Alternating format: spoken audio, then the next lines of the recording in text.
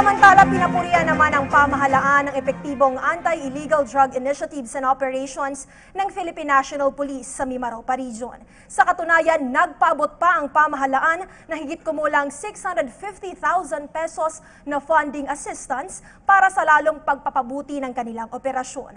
Ayon kay Oriental Mindoro Governor Alfonso Umali Jr., malaking bagay ang aksyon ng pulisya sa pagpapanatili ng kapayapaan at kaayusan sa Oriental Mindoro, Occidental Mindoro, Romblon, Marinduque at Palawan. Liban sa financial assistance, nagbigay rin ng 2 laptops ang pamahalaan para mapaigting naman ang intelligence operations ng puwersa seguridad. Nananatiling buo ang suporta ng Oriental Mindoro Provincial Government sa sangay ng ating pambansang pulisya sa rehiyon. Sa katunayan ay pinondohan rin ito ang pagpapatayo at inaugurasyon ng administrative building ng Mimaropa Regional Public Safety Battalion.